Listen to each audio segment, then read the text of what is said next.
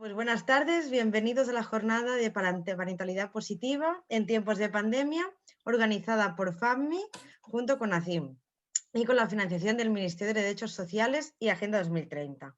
A continuación, pues os presento a los ponentes de esta jornada. Recordar primero que esta jornada está siendo grabada. Primero presento a la doctora Carme Tello Casany, psicóloga clínica, presidenta de la Asociación Catalana por la Infancia Maltratada, ACIM, presidenta de la Federación de Asociaciones para la Prevención del Maltrato Infantil, FAPMI. Después presento a la doctora Toñi Castillo Meléndez, miembro del Grupo de Investigación en Pedagogía Hospitalaria en Neonatología y Pediatría de la Facultad de Educación de la Universidad de Barcelona, docente del aula hospitalaria doctor Antoni Combrodí del Hospital Universitario Arnau de Vilanova de Lleida, directora de la asesoría psicológica doctora Castillo, dirige su propia asesoría psicológica, técnica asesora de la Asociación de Padres y Madres de Cataluña y directora adjunta para Cataluña del periódico Granada Costa. Y por último, al doctor Vicente Mora, miembro de la Junta Directiva de ACIM, tiene experiencia en el mundo educativo y ha sido inspector de educación durante más de 30 años. Así que cuando quieran, procedan. Buenas tardes y ante todo, mil gracias por haberme convidado a estas jornadas en la cual yo también soy miembro de ACIM. Pensaban que el tema de la parentalidad positiva era un tema que se ha de abordar y se ha de abordar pues con cariño, con respeto y sobre todo con mucha seriedad, puesto que la educación de nuestros hijos es algo que es fundamental. Creo que es completamente básica. También voy a recordar de que últimamente mi compañera, la doctora Tello y yo, hemos realizado todo un estudio que ha dado lugar al libro de la parentalidad positiva. Y me voy a basar un poquito en estos temas para iniciar lo que sería el diálogo de esta tarde. Mirar, el libro que hemos trabajado dentro del proyecto Voces se inició ya hace tiempo. Se inició con un proyecto anterior que era Voces Silenciosas. Y en él hablábamos de lo que era pues, un tema que nos preocupaba muchísimo y preocupa mucho a la sociedad, que es el tema del acoso, el acoso escolar. Pero queríamos lanzar más voces de niños y más voces de niñas y más voces de jóvenes, en un formato que, por un lado, pudiéramos escuchar sus voces, pero por otro lado, pudiéramos dar herramientas o pequeñas directrices de cómo podemos educar positivamente.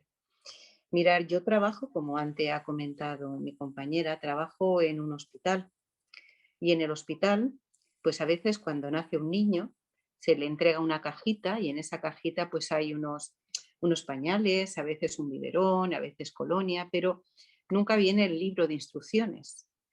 Entonces, cuando tú te vas a casa, tienes que empezar ese proceso de educar a un niño y muchas veces te quedas sin herramientas o no sabes o te van diciendo y actuamos como un proceso de ensayo y error.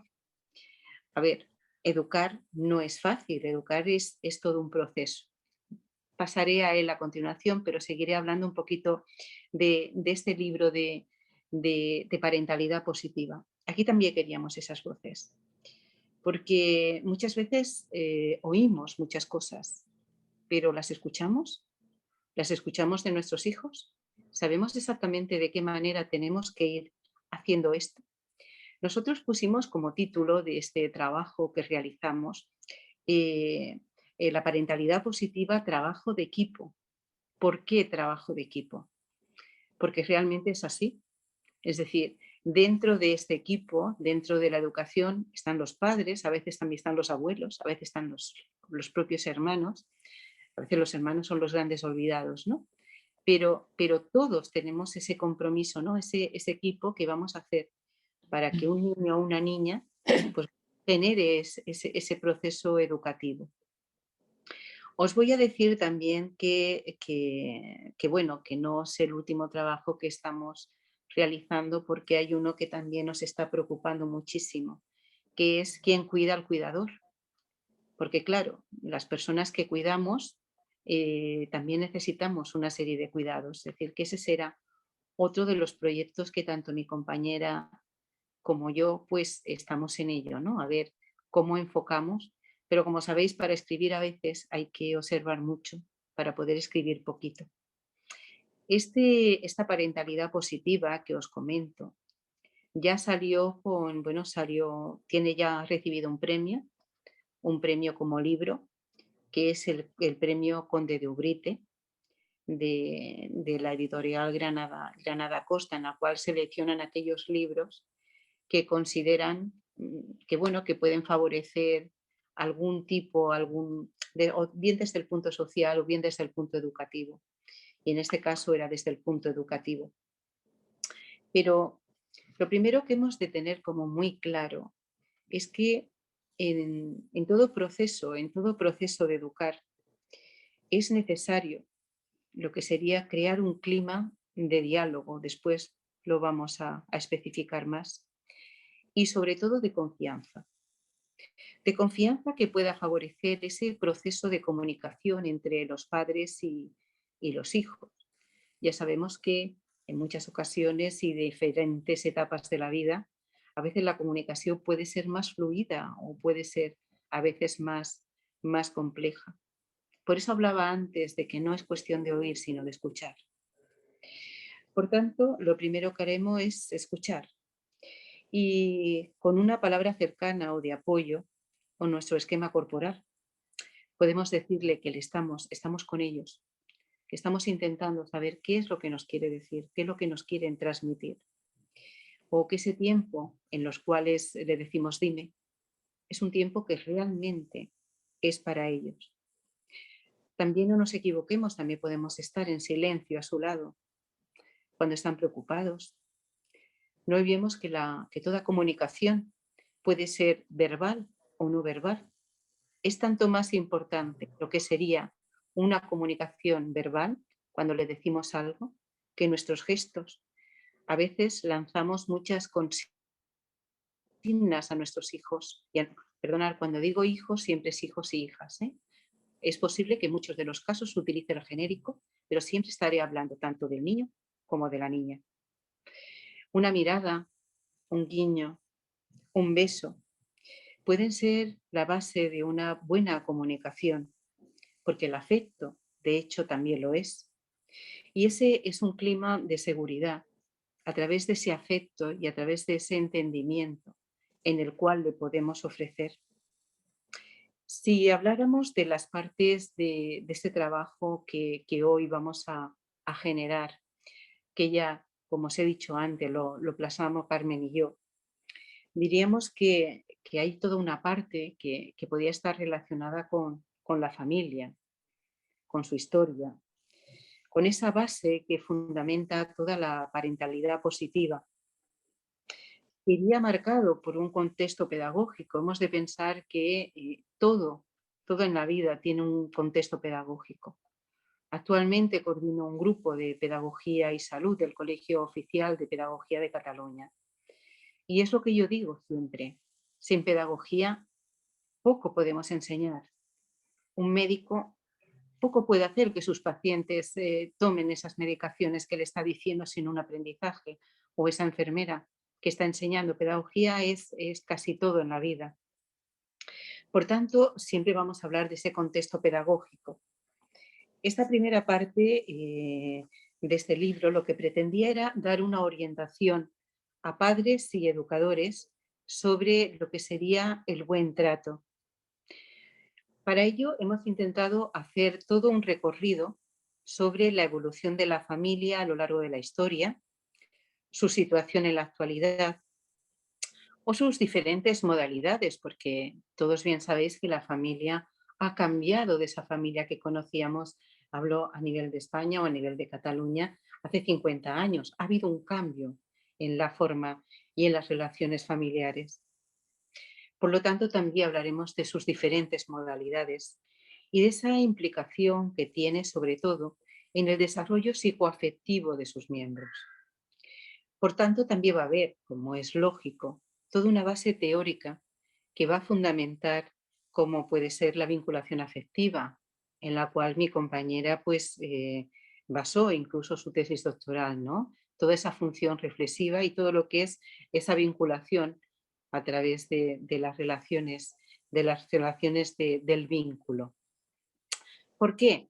Por esas importancias que puede tener en el establecimiento de lo que serían lazos y la repercusión en lo que sería la organización mental y afectiva a lo largo de las diferentes etapas del ser humano, pero de esto os hablará Carmen, que ella es la experta. También se hace énfasis en lo que sería la importancia de la mentalización o función reflexiva en el desarrollo de la empatía, la asertividad, la organización de modelos internos o el funcionamiento y resolución de conflictos. Toda esta parte es una parte que se relaboró mucho en función de todos los trabajos de mi compañera Carmen bueno, de cómo la función reflexiva, como se explicará ella, tiene tanta importancia, ¿no? Por supuesto, también a lo largo de este trabajo que podemos hablar hoy, de este diálogo que podemos generar, hablamos de los problemas derivados de conflictos, de los divorcios, evidentemente, o de aquellas separaciones que pudieran ser conflictivas, aunque no sean divorcios. Hay muchas situaciones conflictivas, como pueden ser duelos, como pueden ser aquellas separaciones que hacemos a lo largo de la vida. Entre la violencia entre iguales o incluso de las nuevas tecnologías.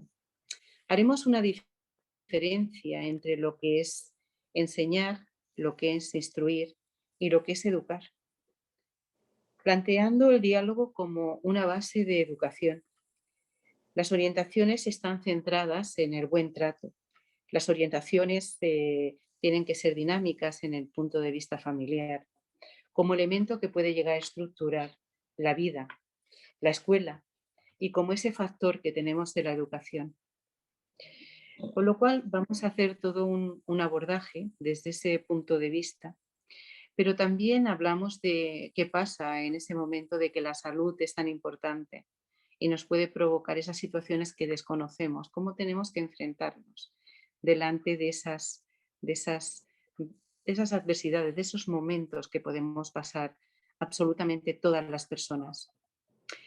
También quisiera destacar que hay 17 testigos, chicos y chicas, de diferentes edades. Hoy con nosotros hay 2. Tenemos a Jordi, que también participó, y después tendremos a Ariana, que en ese momento pues tenía 6 años. Y dos cuentos que en uno vamos a hablar de cómo podemos fomentar una autoestima y en el otro también podemos hablar de cómo el cariño que se da, ese cariño, siempre está, ¿no? Siempre está con nuestros niños.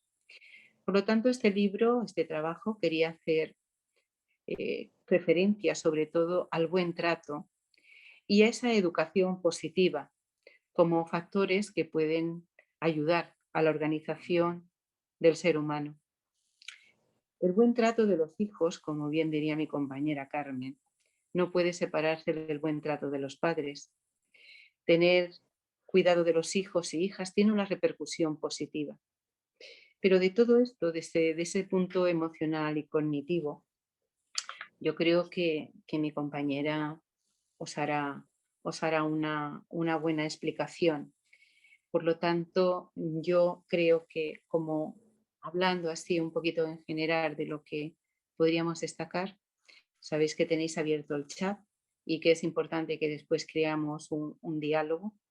Yo doy el paso a mi compañera Carmen. Hola, buenas tardes. Mira, yo pienso que ha sido muy interesante la introducción de la doctora Castillo y yo voy a centrarme en el tema de la pandemia. Hemos trabajado mucho todo el tema de parentalidad positiva, es decir, la importancia de la familia, de los padres en su relación con los hijos y cómo estos estructuran positivamente la evolución de los chicos y las chicas.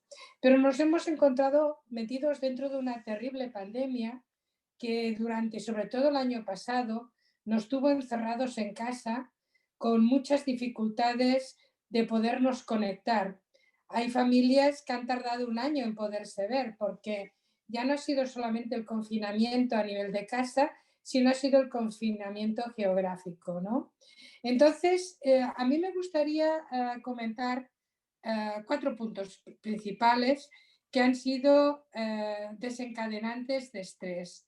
Uno es el espacio, el otro es los problemas laborales y pérdidas de trabajo, el otro los que han tenido como principales protagonistas los inmigrantes y finalmente las dificultades para la elaboración de duelos y pérdidas. Hemos tenido el tema de poder trabajar desde casa mediante los medios de comunicación que hoy actualmente tenemos y teóricamente los chicos y chicas han podido seguir las clases por videoconferencias. Pero claro, lo que no se ha tenido en cuenta es que si en una familia el padre y la madre tienen que trabajar por teletrabajo, hay 2 o 3 chicos o chicas que tienen que conectarse. Es decir, que una familia necesita como promedio mínimo 4 ordenadores. Mínimo, a no ser que haya más chicos, con lo cual la cosa se complica bastante. Entonces, tenemos los espacios que tenemos. No tenemos unas grandes casas y luego hay que ver en qué lugar te colocas para poder trabajar tranquilamente sin ser molestado.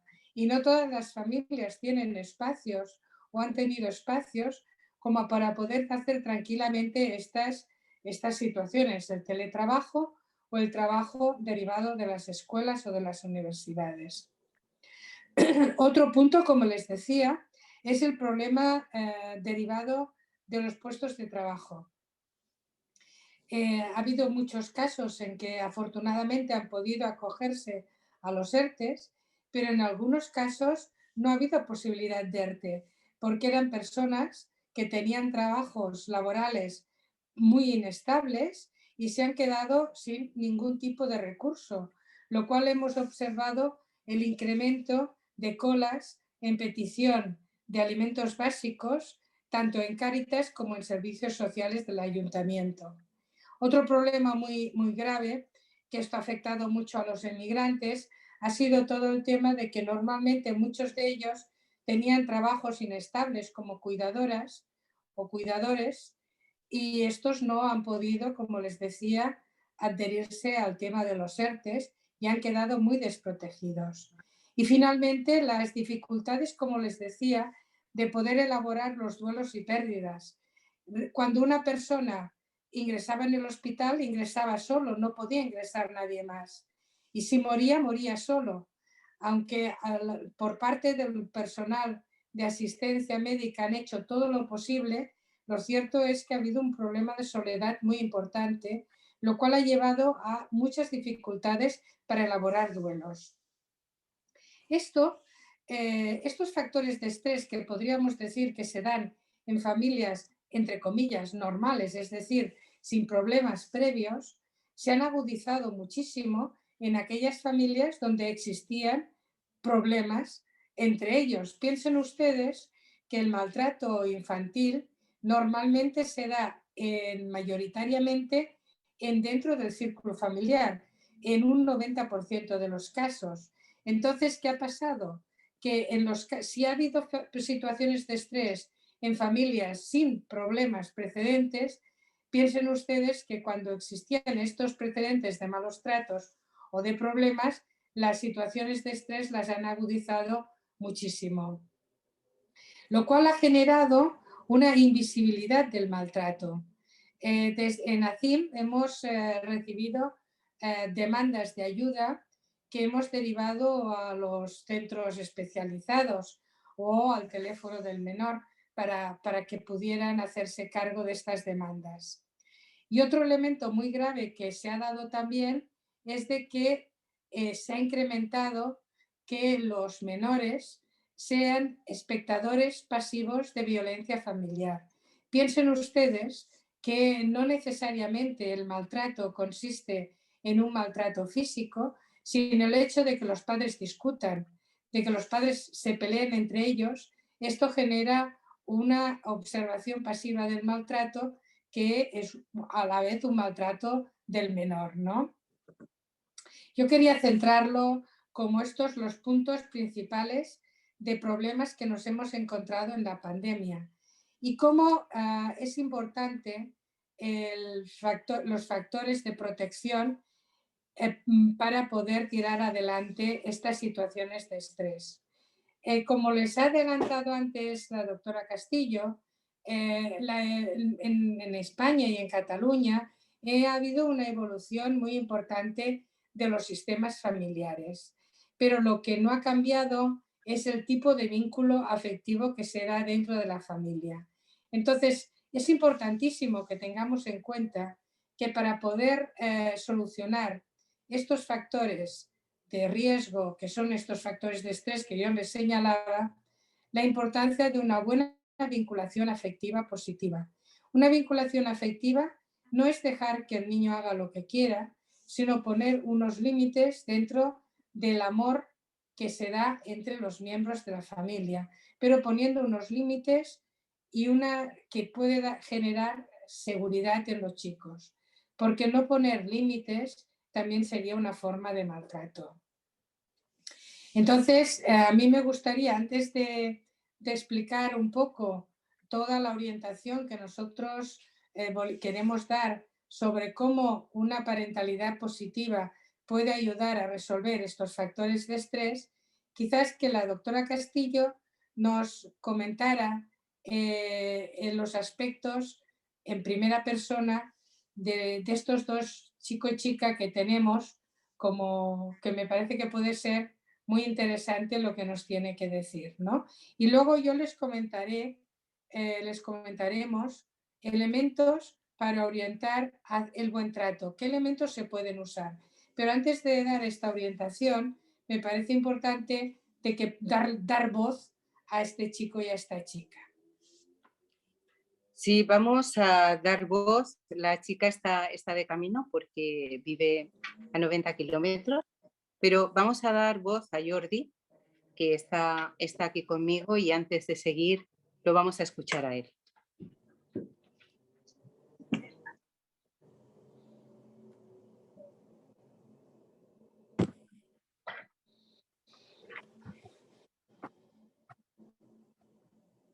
El buen trato sería para mí, como definición propia, el conjunto de todas las buenas acciones, afecciones y o actos que realizamos en el día a día, en cualidad de personas que ayudan, apoyan, se preocupan por nosotros. Estas personas pueden ser los padres, hermanos, abuelos, los compañeros, parientes, primos y una larga lista de personas cercanas. Yo diferencio dos tipos de actos, los de palabra, buenos días o qué tal o cómo estás. Los de acciones, de acercamiento, cuando alguien está solo, los abrazos, besos, ayudar al que no sabe, apoyar en situaciones y en cualquier momento a aquellos que lo necesitan. Me gustaría hacer una pequeña reflexión sobre el bullying, enmarcado en el buen trato. Sería la no discriminación por color de piel, lugar de procedencia, ideología o religión. Por lo tanto, después de exponer y dar la opinión, desearía que se fomentase el buen trato en todas las escuelas posibles. Por último, pero no por ello menos importante, agradecer de todo corazón a esas personas cercanas a mí que me han hecho ser quien a día de hoy soy. De verdad, gracias.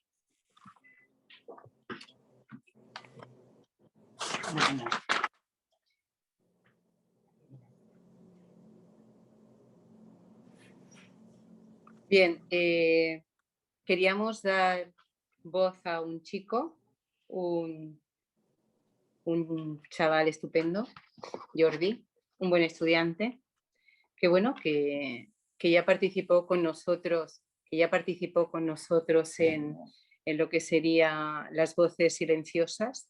Y él nos hablaba de esa necesidad que a veces también hay en las escuelas y en las familias, ¿no? De esos besos, de esos abrazos, pero sobre todo ese respeto a veces a la diferencia sin ser diferente, porque cada uno evidentemente somos diferentes. Nos está llegando ahora la otra chica, que la vamos a esperar, pero me parece muy importante que Jordi, con esta valentía, y a veces tantos niños con tanta valentía, sean capaces de expresar estas voces. Mirad, yo antes os lo dije, en muchas ocasiones oímos, pero lo importante es escuchar de verdad. Y Jordi, a ver, por ti te vienes conmigo. Entonces, si antes de las 7 alguien quiere hacerle alguna pregunta a Jordi, podrá hacérsela porque estará aquí con nosotros. Sí, yo quería decirte, Toñi, que a mí me parece que es muy importante porque a veces hablamos las personas mayores, pero no escuchamos, escuchamos pero no oímos lo que nos tienen que decir los hijos. Y en estas situaciones de estrés que yo mencionaba, a veces estamos tan angustiados con los temas de adultos que podemos generar acciones de protección de nuestros hijos, pero sin tener en cuenta de que los hijos también piensan y que los hijos también tienen ideas. Y es muy importante, y esto un poco dentro de orientación del buen trato que comentaremos luego, el poder darles una voz y escuchar qué es lo que nos tienen que decir, porque tienen muchas cosas que decir. Y un exceso de protección, un exceso de, vamos, que no padezcan, que no sufran, lo que olvidamos es darles esa voz y escucharlos, y esto nos puede ayudar muchísimo a entendernos. Pues esa siempre ha sido la idea básica de cualquier trabajo, de cualquier propuesta, es empezar por esa escucha activa. Si hablamos de pedagogía, si hablamos de pedagogía y hablamos de educar, siempre vamos a tener en cuenta el ser escuchado. Jordi, yo no sé cómo te sientes cuando puedes decir aquellas cosas que sientes. Puedes hablar a la cámara. No sé. Ayer, por ejemplo, tú me mandabas un email que hay compañeros tuyos que hoy iban a estar atentos. Lo que pasa es que ya les dijimos que por las inscripciones estaban agotadas y que lo iban a poder escuchar y que lo iban a escuchar en directo. Pero a mí me parece importantísimo que haya jóvenes de tu edad pues que de alguna manera quieran escuchar pues tu relato, lo que tú querías decir, ¿no? Yo creo que eso es algo francamente importante. Por tal motivo, Jordi, muchísimas gracias por haber estado esta tarde. Se va a quedar con nosotros. A mí me veis aquí, pero hay más personas en esta sala, las que recomiendan evidentemente las medidas sanitarias y no más. Y están con todas las medidas de seguridad, menos yo, que les pido que estén a 2 metros de distancia mía. Por tanto, Jordi, muchísimas gracias por haber participado. ¿Nos quieres decir algo más? No. Bueno, pues te damos las gracias por esa valentía que ya en 2 presentaciones has podido estar con nosotros. Gracias, Jordi. Yo no sé si dar paso a otra voz o quizás, Carmen, seguimos hablando y dentro de un ratito la llamamos. ¿Qué te parece, Carmen? ¿Qué hacemos? Hombre, a mí me parece que sería interesante que le podamos dar la voz, porque un poco lo que yo os comentaba antes, es decir, muchas veces los padres, con la mejor intención del mundo, para proteger a los hijos, pues no les hablan, por ejemplo, de las dificultades económicas que pueden estar pasando. Entonces, ¿qué es lo que observan los hijos? Los hijos observan nerviosismo, observan malestar, y entonces ellos pueden pensar, ¿no será que yo he hecho alguna cosa mal y que por eso mi papá y mi mamá están nerviosos? Con lo cual es muy importante el poderles dar una voz, primero porque podemos entender cuál es su padecimiento, qué es lo que están pensando, pero también para clarificar la situación. Es decir, no tener miedo a poner los puntos sobre las IES. Y dentro de la familia, el abrir el diálogo, el poder hablar de todo en cualquier momento es lo más saludable que podemos hacer. Pues entonces, Carmen, has visto que ya me he puesto la mascarilla. No, me ya he puesto lo he la visto, mascarilla ya. porque como ahora me lo he puesto, no me la he puesto así por ponérmela, sino me la he puesto porque tenemos otra voz. Y tenemos una voz muy bonita y muy importante. Os voy a enseñar algo. Os voy a enseñar un libro, que es este, de que estamos hablando esta tarde. Y en la portada y en la contraportada hay dos chicos majísimos. Bueno, pues una de ellas es Ariadna. En ese momento tenías 6 años, Ariadna. Sí. Y ahora nos va a leer, si os parece, Ariadna nos va a leer su voz. Ariadna, si te bajas la mascarilla, yo me voy a poner allí, ¿vale? Yo voy a estar con mascarilla y tú puedes estar. Siéntate en mi sitio.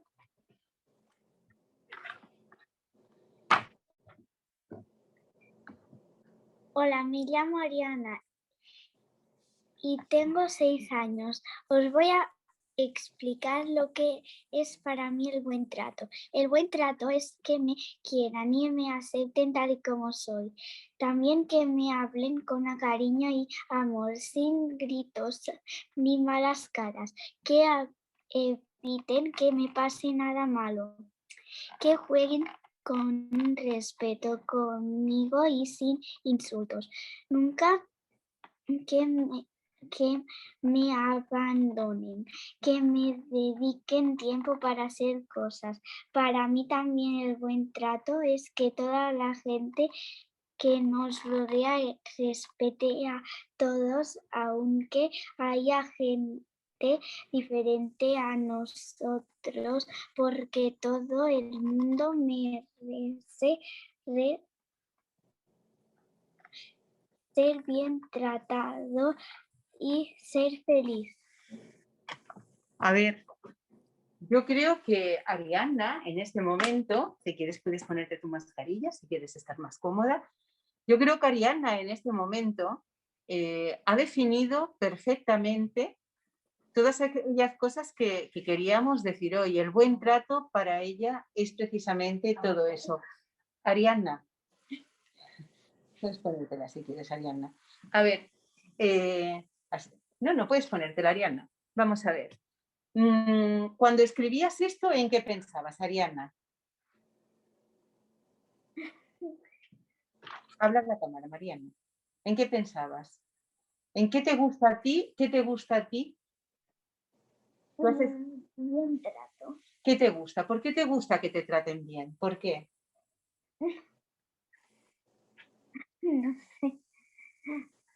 Antes lo has dicho, ¿no? Porque te gusta que te abracen, que te escuchen, que te quieran. ¿Verdad que sí? Sí. Carmen, ¿tienes alguna pregunta para Ariadna? Bueno, yo creo que aparte de felicitarla, que también nos están llegando mucho en el chat, muchas felicitaciones para Ariadna, es de que es un magnífico ejemplo como el de Jordi de poder escuchar lo que los chicos y chicas nos tienen que decir, ¿no? E insisto, tenemos que ser lo suficiente, tener las orejas lo suficientemente abiertas para poderles dar el espacio y oírlos, ¿no? ¿Y qué le preguntaría?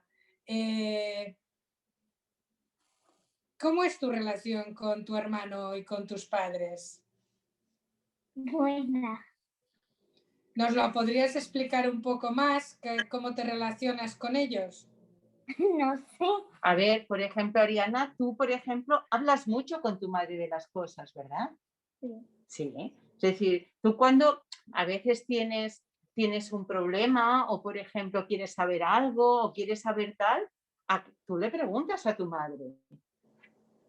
¿Y cuál es la respuesta que tienes? ¿Tu madre te dice, anda ya, no quiero saber nada? ¿O todo lo contrario? Todo lo contrario. Todo lo contrario, porque realmente lo que hace es escucharte a ti e intentar ayudarte de alguna manera, ¿no? Y con tu hermano, pues normalmente todos los hermanos tienen sus cosas, eso es todos los hermanos. Pero tú como hermana mayor intentas también enseñarle cosas o qué? Sí. ¿Alguna anécdota que te gustaría contar? No. Pero, por ejemplo, yo sé que ahora, cuando vais al colegio, pues intentáis pues sentaros un día uno en un sitio, otro día otro, es decir, que estáis intentando, porque tu hermano es más pequeñito que tú, ¿verdad? Sí. Y tú le ayudas, ¿no? Sí. Bueno, vamos a dejar a Ariana, ahora se va a sentar allí, pero si alguien quiere hacerle alguna pregunta, se la podrá hacer. ¿Os parece? Lo hacemos así. Si en el chat viene alguna pregunta, la podemos hacer. Y ahora yo continúo. Ariana, vuelves a...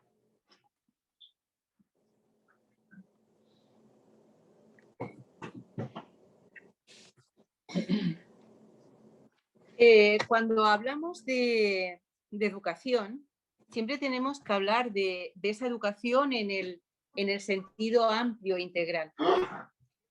Jesús, Jordi, que también lo tenemos por aquí, acaba de estornudar. Mirad, yo antes decía que la familia era muy importante y que cuando hablamos de este tipo de educación, hablamos de una educación completa. Por lo tanto, la familia, los padres y los hermanos tienen un valor impresionante dentro de lo que sería la educación de los hijos. Pero todos los elementos de la familia. Ariana, cuando leía su texto, Ariana la tenemos aquí al ladito, cuando leía su texto, nos hablaba precisamente del amor, del cariño, de la comprensión. Eso no significa que no tengamos que decir no. Eso no significa que no tengamos que poner normas, que no tengamos que poner pautas. Hoy no se cuestiona el hecho de que hemos de educar en las emociones, que hemos de educar en los valores que nos hace personas y en esa necesidad de cooperación, de solidaridad y de responsabilidad, como antes nos hablaba Jordi, ¿no? Jordi nos hablaba precisamente de eso, de solidaridad, de responsabilidad, de cohesión social, de que nos hemos de intentar, pues bueno, de alguna manera que todos seamos... Veo que mi compañera Carmen me quiere decir algo. ¿A que sí, Carmen? Sí, yo quería, en relación a lo que tú estás diciendo, a mí me parece que es muy importante que cuando estamos hablando de parentalidad positiva, de lo que estamos hablando es de generar empatía, asertividad y función reflexiva en nuestros hijos. ¿Qué son estos tres conceptos? La empatía es fundamental porque es enseñar a nuestros hijos a ponernos en lugar del otro, de que si nosotros hacemos una acción, esta acción va a repercutir en el otro de forma positiva o negativa. Es decir, lo que nos decían nuestras madres, si no quieres que te hagan daño, no hagas daño, ¿no? Es decir, que nuestras acciones repercuten en la vivencia del otro. Esto sería la empatía. Y es muy importante porque esto evita que los chicos y chicas entren en conductas de tipo violento donde el otro es utilizado como un objeto. La asertividad sería la capacidad de poder decir sí cuando uno tiene ganas de decir sí y de decir no cuando uno tiene ganas de decir no.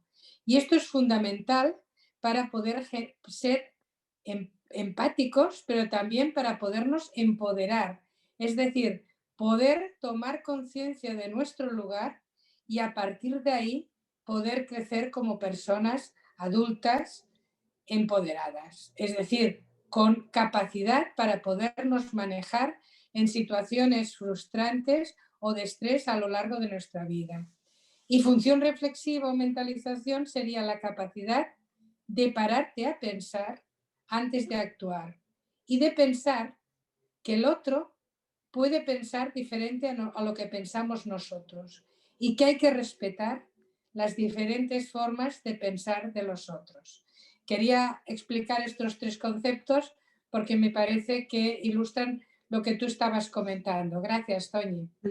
Sí, porque en definitiva, Carmen, es lo que tú dices, los padres y la sociedad en general, vamos, ya no solo poner a los padres, ¿no? Sino que somos parte activa en esos... Sí, pero yo en lo que tú dices estoy de acuerdo, perdona que te corte, pero a mí me parece que en la familia los padres son fundamentales para la organización psicoemocional de sus hijos. Y si no hay una buena educación psicoemocional dentro de la familia, bueno, habrá factores de protección, pero será más compleja la situación. Es muy importante la toma de conciencia de la sociedad, pero en Cataluña decimos pal de paller, es decir, aquel palo que sostiene la estructura, ¿no? Entonces yo, desde mi modesto punto de vista, la familia es el palo que sostiene la estructura, el pal de paller que decimos en catalán, ¿no? Y difícil, y claro que ahí la sociedad tiene que tomar conciencia, pero el palo que organiza la estructura, desde mi punto de vista, siempre son los padres. Evidentemente. Evidentemente, porque además los padres son los modelos. Es decir, Exacto. ese es el modelo. Cuando nosotros planteamos el tema de la parentalidad, siempre basamos la educación en esos modelos parentales que van a dar los padres. Y tenemos que tener muy claro, los hijos no van a hacer lo que le digamos que hagan, sino en parte lo que ven que estamos haciendo. Es decir, nosotros tenemos que dar ese ejemplo que facilite que después ellos lo hagan. Es decir, muchas veces te dicen a un niño, por ejemplo, a mí me dice que me vaya a dormir a las 10 de la noche y mi madre se queda viendo película hasta las 5. A ver, le tienes que enseñar que ellos son mayores, le tienes que enseñar tal, pero muchas veces los niños quieren ese modelo, aunque no sea un modelo, los niños tienen otro ritmo de vida y tal, ¿no? Pero los niños van a buscar... Perdona, Toñi, antes de que se vaya Jordi, hay una pregunta que le hacen desde el chat que me parece que sería interesante que pudiera contestar. Dice Montse Durán, como madre de un adolescente, me gustaría preguntar a Jordi qué cosas cree que tenemos que hacer, que tendemos a hacer mal los padres con vosotros, especialmente durante la pandemia. ¿Qué crees? ¿Que durante la pandemia los padres tenían que haber hecho más o que no hicieron o qué tal? ¿Qué opinas, Jordi? Era duro para todos, ¿no? Es decir, el estar en casa todos metidos no ha sido fácil para nadie. ¿Habría, por ejemplo, alguna cosa que tú consideraras que durante la pandemia se hubiera tenido que hacer?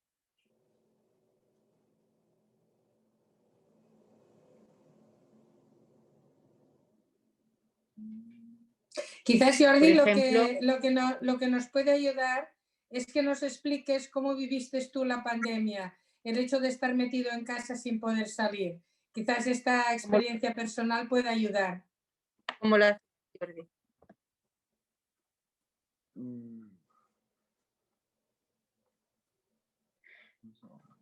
Bueno, yo creo que te dedicaste bastante a estudiar. Sí. ¿Cómo te organizabas, por ejemplo, con los estudios?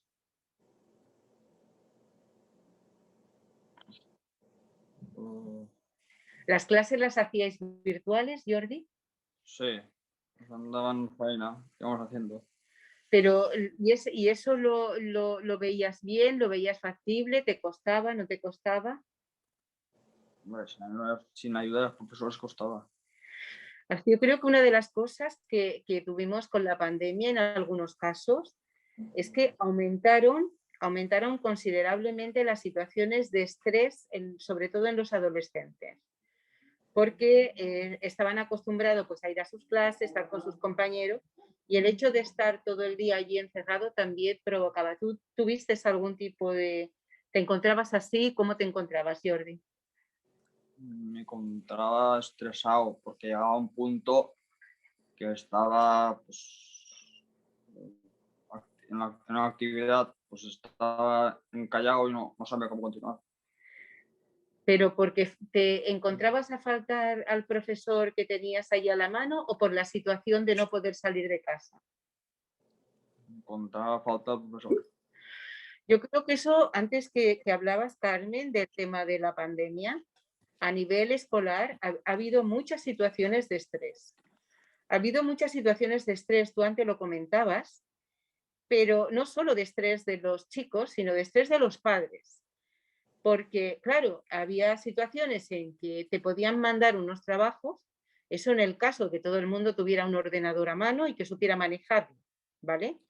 Le podían mandar trabajos y eso suponía a veces para los padres un trabajo añadido en los cuales tenían que resolver. Es decir, no solo tenían el trabajo, no solo podían estar en casa, que ya era bastante agobiante no poder salir, sino que además tenían un añadido que era deberes que a veces enviaban o trabajos que a veces enviaban y los chicos, los niños y las niñas se encontraban que cómo lo hago o los padres cómo los dirijo.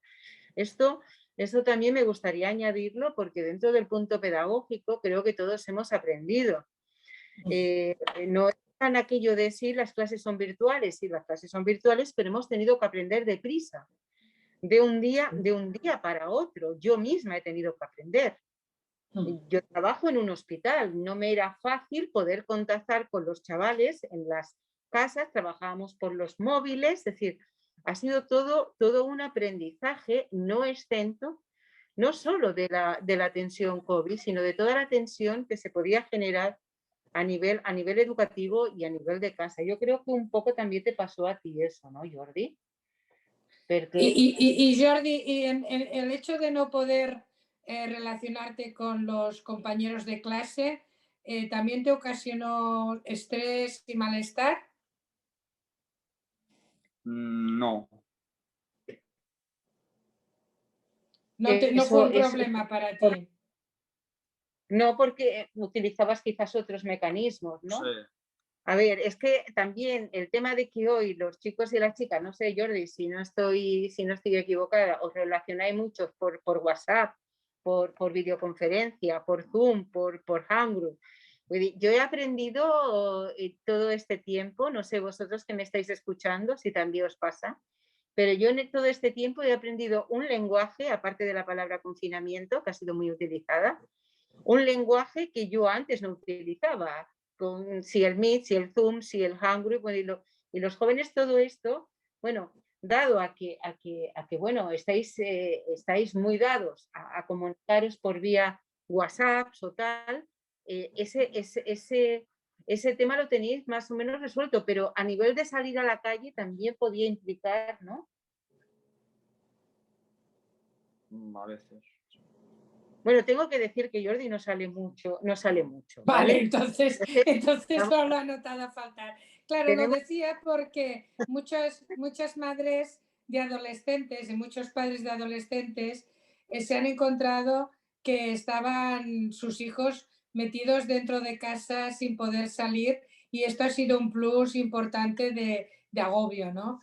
Es decir, el hecho de la adolescente, independientemente de que utilice las nuevas tecnologías, necesita salir, aunque estén todos sentados tomándose una cerveza y estén mirando sus WhatsApps, ¿no?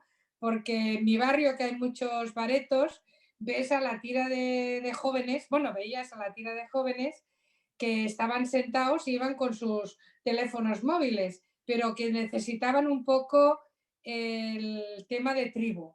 Claro, si Jordi no era su costumbre salir, pues no la notaba faltar. Pero en general, los adolescentes que, justamente por las características de la etapa evolutiva, que necesita un poco la tribu, sí que lo ha notado faltar y ha sido un problema de estrés añadido muy importante. ¿Alguna pregunta más para Jordi? Porque Jordi tendrá que marchar, que tiene que coger un autobús.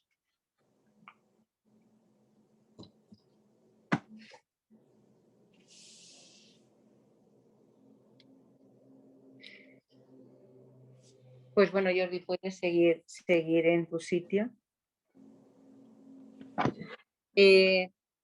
Quizás, Carmen, supongo que una de las líneas que queremos resaltar es siempre potenciar lo positivo.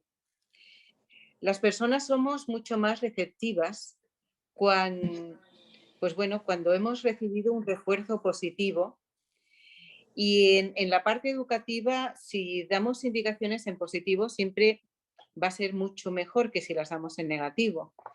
Frases como si queríamos que, por ejemplo, nuestros hijos en pandemia o sin pandemia estudiaran, lo que hemos de hacer es, cuando nos acercamos a ellos, potenciarle ese hecho. Y yo me he encontrado familia que me han llegado a decir que han castigado a sus hijos a estudiar. Resulta que si el estudio ha de ser un bien, es significativo y lo convertimos en un castigo. Entonces, evidentemente, el hecho de estudiar se convierte en un castigo absoluto. Bueno, Toñi, si me permites un apunte al margen es, si te portas mal, ya verás lo que te dice el médico, ¿no? Es bueno, lo mismo. Ya es el colmo. Aquí lo que me estáis escuchando, a ver, ahora tengo aquí a mi gran amiga también, Ariadna, ¿vale? Voy a poner la cámara para que la veáis. Disculpad un momento. Me gustaría recordar... ¿Sí? Perdón, me gustaría recordar que esta jornada está siendo grabada, para que lo tengamos presente. Vale, aceptamos la grabación los que estamos aquí. Si alguna persona no, que quite la cámara para que nos... ¿Vale? Mirar una cosa. Ariana está aquí porque además están sus papás. Es decir, que por ese particular, aunque es menor, ella está aquí conmigo, porque es un día especial para ella, en la cual tenía muchas ganas, ¿verdad?, de estar aquí con nosotros. Sí. Mirad, Carmen, lo que acabas de decir del médico ya es alucinante. Y todos los que me estáis escuchando, por favor, que esto también es tratar bien a los hijos. Si no le digamos nunca a un niño, si no comes te pondrás malo y te llevaré al médico y te pondrán una inyección así de grande. O si no te pones la bufanda, te constiparás, acabarás en el hospital y la inyección así de grande. Más que nada, porque cuando llegan los chicos y las chicas al hospital, sí, Ariana, es verdad, tienen miedo porque creen que han hecho algo mal. Porque en alguna ocasión no han hecho algo bien y eso ha hecho que enfermaran. Entonces, cuando llegan, no ven a los médicos, a las enfermeras, a mis compañeros, no los ven como personas que cuidan su salud, sino los ven como alguien que van a remediar el castigo de haberse puesto malo. Con lo cual, imaginaros la diferencia. Me ha gustado mucho, Carmen, que lo digas porque pienso que eso es súper positivo y además va a constituir en algo que siempre hablamos, que es en esa autoestima, ¿no? La autoestima es que lo he hecho mal, es que se sienten mal, es que te preguntan qué he hecho mal para estar enfermo. Por lo tanto, sí que hemos dedicado también una parte a este tema porque consideramos que era muy importante, ¿no? Que los padres supieran qué consignas tenemos que decir y qué no. No os pensáis, la autoestima de los chicos se construyen a través de ese espejo que tienen, que como antes Carmen comentaba, son los padres. Esos padres son básicos, la sociedad tiene mucho que ver, pero los padres, eso es lo básico, porque es, tal como dice mi compañera, la estructura básica que va a dar seguridad, que va a dar muchísima seguridad y va a hacer que ellos se autovaloren o no. ¿Qué piensas de ello? ¿Qué piensas? ¿Los padres tienen tanta importancia como estamos diciendo o no, Ariadna? Sí, ¿por qué? Con la mascarilla también puedes hablar. A ver, ¿por qué? Sí. ¿Por qué tienen tanta importancia? No sé. ¿Porque tienes que seguir lo que ellos dicen? ¿Porque ellos quieren el bien para ti o por qué? Porque ellos quieren el bien para ti. Pues claro que sí. Muchas veces los padres, aunque quieran el bien, intentamos ayudarles un poquito pues para que tengan estas herramientas, ¿no, Carmen? ¿Qué crees? ¿Carmen? No, es que yo estaba pensando en hablar en positivo, ¿no? Y cualquier cosa es mejor los refuerzos positivos que los negativos.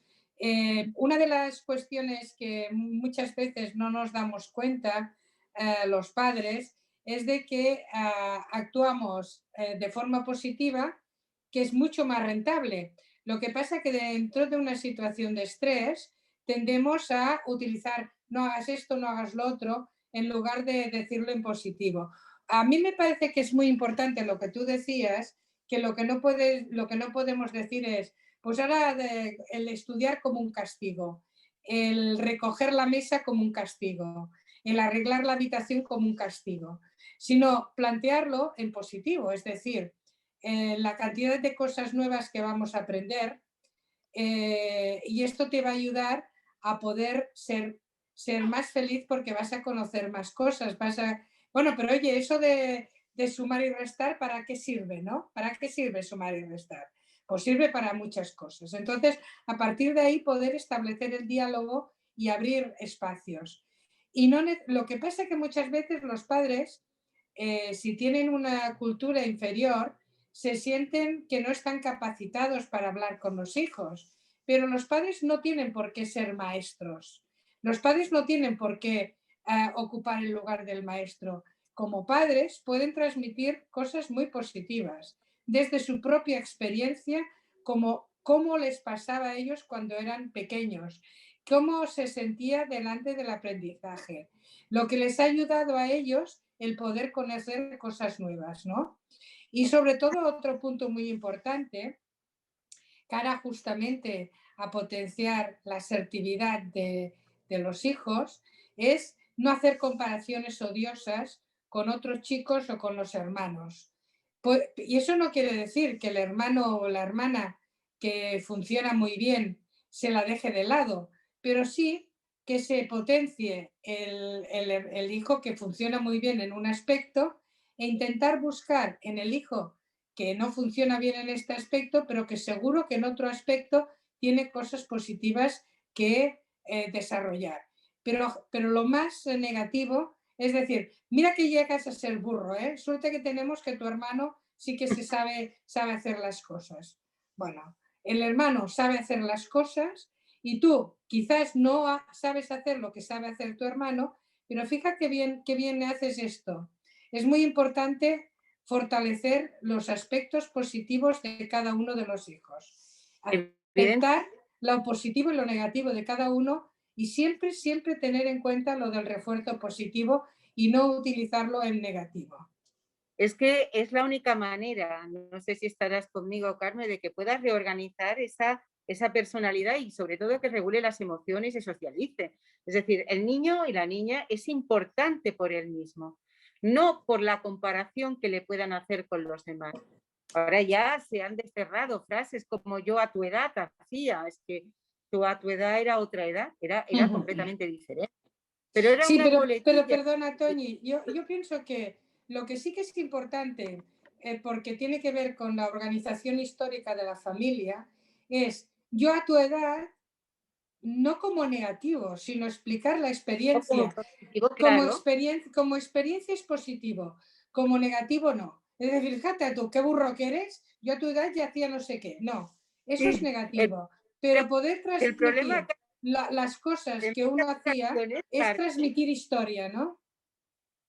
En muchas ocasiones, Carmen, se ha utilizado no para transmitir historia y como experiencia, sino para ejemplarizar, ¿no? Es decir, sino para ejemplarizar una mica. Hemos comentado al principio que a veces hablamos en genérico, utilizando alguna construcción, pero siempre que utilizamos una construcción estamos hablando de todos los chicos, de todas las chicas, de todos los niños, de todas las niñas, de los y las adolescentes. Lo digo por una cosita que ha salido en el chat. Es lo primero que se había comentado, ¿vale?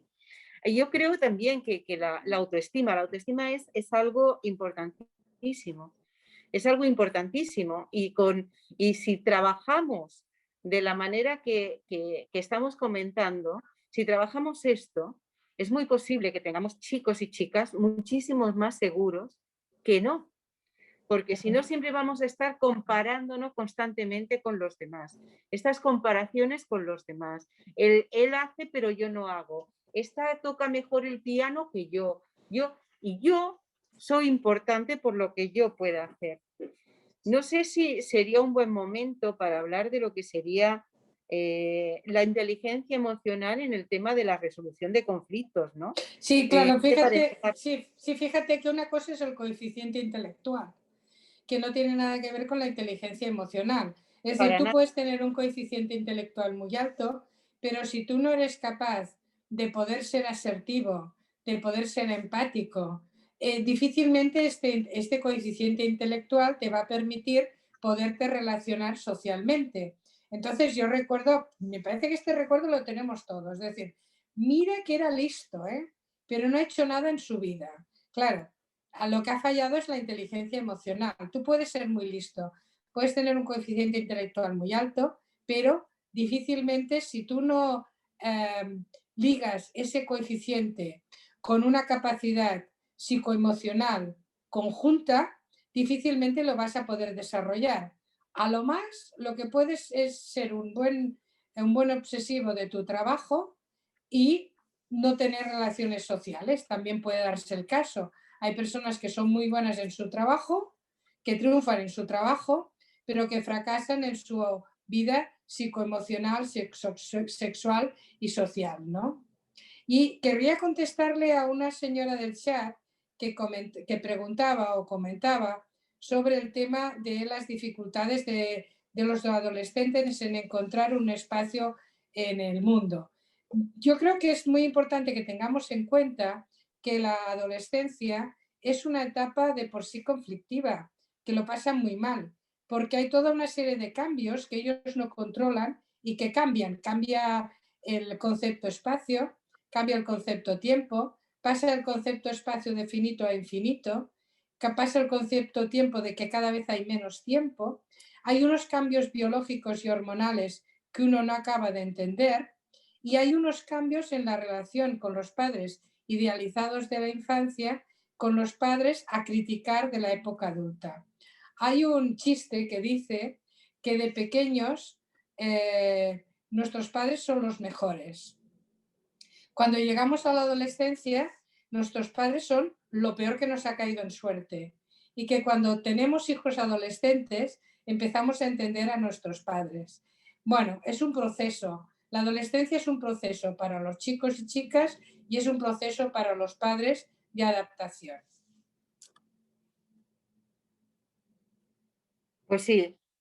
Por lo tanto, si hablamos también de lo que sería la inteligencia emocional en la resolución de conflictos, una de las cosas que teníamos claro es que si en aquellas pautas de convivencia, la participación de nuestros hijos y nuestras hijas deben de estar en las mismas, ¿no? Es decir, cuando creamos unas normas de convivencia y si hablamos, por ejemplo, de que ya los adolescentes tienen este tipo de conflictos solo por ser adolescentes, que se les mezcla todo. Yo a veces digo, Carmen, que es como una olla en Cataluña cuando ponemos la escudella, ¿no? Que ponemos ahí todo y todo empieza a hervir y llega un momento que se une, ¿no?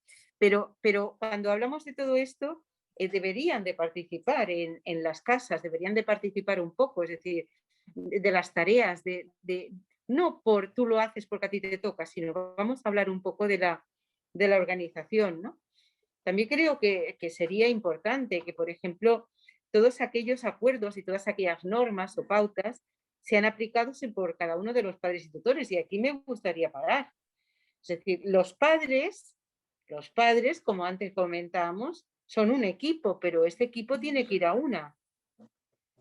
Como tengamos un padre por un lado o una madre por otro, que cada uno tiene unas pautas, unas normas y unas exigencias, entonces tenemos cuando hacemos bailar un poco a los chicos y a las chicas. Es decir, todos tenemos que ir bajo las mismas pautas. Yo hace años recuerdo que mi hijo era pequeño y si quería una cosa y yo le decía sí, ya estaba. Pero si yo le decía no, se iba su padre. Y si su padre decía sí, pues ya hemos tomado aceite, porque a lo mejor él no había pensado en lo que yo estaba pensando o al contrario, ¿no? Con lo cual, lo que es importantísimo delante de las situaciones adolescentes o no, o en la resolución de conflictos, es que los padres vayan a una. Es decir, que las mismas pautas que pone uno, que la ponga el otro, porque no os penséis, esto da seguridad. El saber qué tienes que hacer con tu padre y con tu madre te da la seguridad para poder resolver las cosas, ¿no? Por lo tanto, y cuando haya tipo de situaciones conflictivas, pues tenemos que utilizar sobre todo lo que sería herramientas como la del diálogo y la de reparación. A lo mejor en un momento no hemos entendido bien y no tenemos por qué tener miedo de decir, mira, pues yo no lo he entendido bien de esta manera, lo que tú estabas diciendo, pero bueno, volver a reconstruir un poquito lo que sería el relato de lo que está pasando. Después tenemos que confiar en nuestros hijos y nuestras hijas, tenemos que confiar, pero si tenemos que confiar de verdad. No decirles que confiamos y después no confiemos, porque claro, se dan cuenta de todo. Entonces, si ha de haber un nivel de confianza, el tema, se dice que el tema de ir los dos, bueno, sí, los padres tienen que ir a la vez, es que es muy importante, imaginaros en una escuela, en la misma clase, que un maestro dice blanco y el otro dice verde, y estar con los mismos alumnos. Entonces, los alumnos, ¿qué pasa? ¿Qué hago? ¿Blanco o verde? Es decir, no lo sé. Pues la familia pasa lo mismo. Pero claro, partimos de que es muy importante el diálogo entre los padres. El diálogo, que hablen de todo aquellos que conciernen a los hijos, que hablen de temas que pueden preocupar de verdad, de temas importantes o de temas pedagógicos, simplemente cómo lo vamos a hacer. Pero muchas veces las prisas, el que vamos haciendo, pues no tenemos tanto tiempo como para debatir las cosas, y creo que es un tema importantísimo.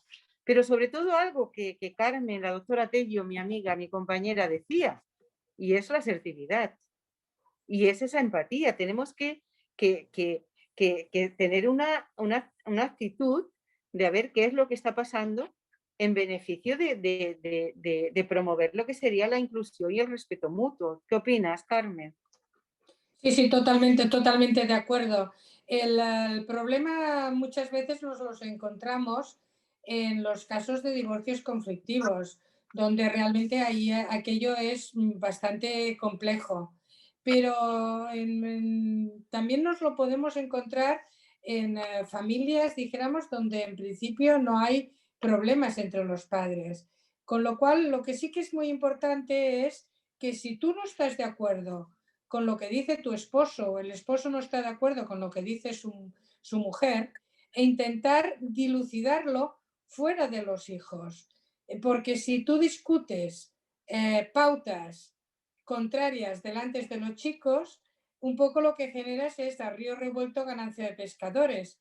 Y esto es yo no digo que los padres tengan que estar de acuerdo en todo, pero sí que se tomen su propio espacio para poderlo comentar, estas discrepancias, y seguir unas pautas y unas reglas comunes. Hay espacios que se pueden comentar sin los hijos delante y hay que buscar estos espacios. Porque una de las cosas que a mí me parece que es muy importante es que la Virginia Woolf decía la importancia de la habitación propia. Yo diría que todos tenemos que tener una habitación propia, es decir, un espacio propio. De la misma manera que hay un espacio de los padres con los hijos, también tiene que haber un espacio propio de los padres con los padres, y un espacio propio del padre y un espacio propio de la madre. Pero el espacio propio de los padres sin los hijos es fundamental, porque si no entramos en contradicciones, y para la buena salud mental, tanto de la parentalidad como de la pareja, es importante tener un espacio propio. Por lo tanto, yo recomiendo el espacio propio para discutir de cómo nos sentimos delante de los hijos, pero también de discutir cómo nos sentimos nosotros como pareja, sexualmente hablando. Bueno, si hablamos de espacio, de espacio educativos y tal, los padres también tienen que, como tú dices, Carmen, ese espacio, pero a veces pasa que en ese espacio los padres pueden interactuar, discutir delante de los hijos, o incluso tener postura totalmente contradictoria delante de los hijos. Y entonces ahí nos encontraríamos en un verdadero problema, sino qué es lo que tienen que hacer los hijos, a quién tienen que hacer caso. Por lo tanto, hemos de tener cuidado estos espacios que dice Carmen, y esos espacios que sean espacios realmente de comunicación real, y de que lleguen a acuerdos antes de no una discusión delante de los hijos. Delante de los hijos no se ha de discutir nunca, nunca, nunca. A ver, a lo mejor hay algún momento que dices, bueno, cosas humanas, es decir, pero no sobre los temas de los hijos y sobre los temas importantes de los hijos. Los padres tienen que tener un nivel de diálogo. Lo mismo que se habla del nivel de diálogo hacia ellos, entre ellos tienen que tener un buen nivel para que estas situaciones sean lo más normalizadas posible. Porque tenemos que pensar que educar no es solo la incorporación de elementos cognitivos, es decir, venga, aquello que decíamos antes, yo he oído frases como esta, este es un niño mal educado, yo no sé qué te enseñan en la escuela, no sé si vosotros que me estáis oyendo lo habéis oído alguna vez, pero pasaba que era la escuela la que había de hacer este trabajo. La escuela tiene muchísimos trabajos, pero nuestro trabajo como padres es precisamente pues apostar por esos parámetros emocionales que antes hablamos. No nos hemos de sentir mal por explicar que un día estamos cansados, un día, porque tenemos que dar la oportunidad de que ellos también, a nivel emocional, nos expliquen cómo se sienten, nos expliquen de qué manera pueden gestionar las cosas. Y si aprenden a imitarnos, aprenderán pues que nosotros también tenemos que ir gestionando desde el respeto, desde la convivencia, desde la paz, pero tenemos que ir gestionando todo aquello. Por lo tanto, todos los valores que podamos enseñarle a nuestros hijos, la responsabilidad social, la cohesión, la equidad, hemos de potenciar, pero hemos de potenciar desde el ejemplo. Yo recuerdo que yo tenía dos niñas tutorizadas y un día me encontré una por la calle y mi hija era muy pequeñita y al verla, que era de un color diferente al de mi hija, dijo, mira mamá, y se echó a reír y me dijo, pero no me río porque ella es blanca, porque ella es negra y yo blanca, me río porque tú te has fijado cómo Sandrine se pone los cocos en la cabeza. Es decir, tenemos que enseñar desde el ejemplo. Podemos compartir con ellos cosas, pero tenemos que enseñar que todas las personas somos diferentes y todas las personas somos iguales. Yo creo que una de las cosas que nos tendríamos que quedar hoy clara es que si los padres son equipo, hemos de ser realmente equipo. Carmen, veo que estás leyendo el chat. Sí. Sí, porque hay cosas interesantes y por eso me lo estaba leyendo, sí. No, te lo comento por si van saliendo cosas. Sí, lo digo, sí. Sí, porque una madre habla de las dificultades de gestionar el tema de poli bueno, poli malo y que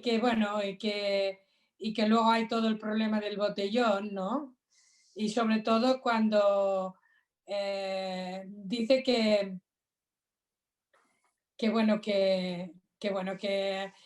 recuerda haber pedido primero permiso a mamá porque era la más blanda, ¿no? Y Vicente no sé lo que... Vicente quiere plantearnos un tema. Voldria, Carme, plantear-te un tema a tu i un altre a Toni. En castellano, por favor, Vicente. Querría plantearos un tema a Carmen y otro a Toni, referentes a la pandemia también, que era uno de los temas centrales hoy. Empezaré por ti, Carmen.